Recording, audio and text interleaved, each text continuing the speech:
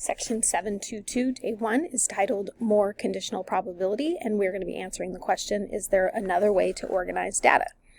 Question 79 says, build a farm. In the children's game, build a farm. Each player first spins a spinner. Half of the spinner is red and half of the spinner is blue.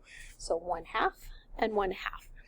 If the spinner lands on red, the player reaches into the red box. If the spinner lands on blue, the player reaches into the box. The red box has 10 chicken counters, 10 pig counters, and 10 cow counters.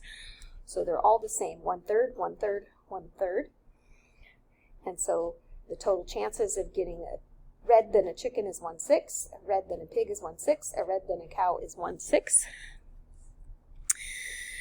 While the blue box has 5 chicken counters, 4 pig counters, and 1 cow counter.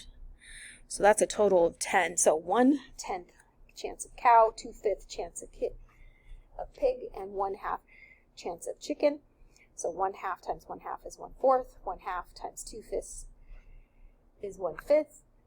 And 1/2 times 1/10 is 1/20. Question B says, what is the probability of getting a cow counter in one turn?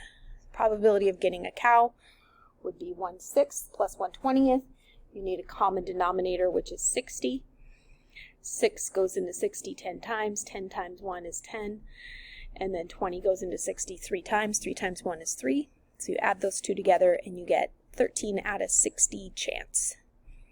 Question C says, you can also use a modified area model as shown at the right to represent the sample space. Shade the parts of the diagram that correspond to getting a cow counter. Using the diagram, verify that the probability of getting a cow is the same as the probability that you calculated in part B. Okay, so you want to shade in the cow here and shade in the cow here. So we're going to multiply 1/2 times 1/3, and we're going to multiply 1/2 times 1/10, and then we're going to add those two together, and we're going to get 13 out of 60. Question D says, if you know a player got a cow counter, what is the probability that the player originally had a red spin? That is, what is the probability of red given a cow? So it's 1/6 out of 1/6 plus 1/5, which calculates out to 10/13. And if you type that in your calculator, you're going to get approximately 76.9%. Question E says, are the events red and cow independent? They are not independent. And then what is the probability that if you got a pig counter, your spin was blue? So that was 1/5 out of 1/6 plus 1/5, so 6 out of 11. Is roughly 54.5%.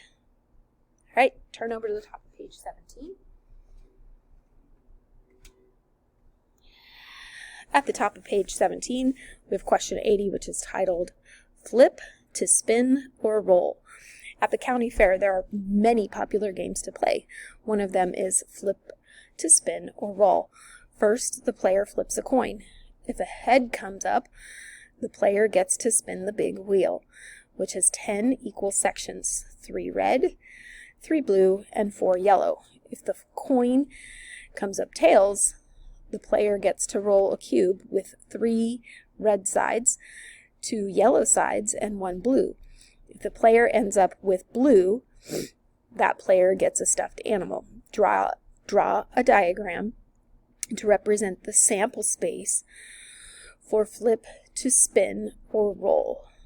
Okay, so you have half a chance of getting heads or tails, and then after, if you roll a head, you have 3/10 chance of getting red, 3/10 of blue, and 2/5 of yellow.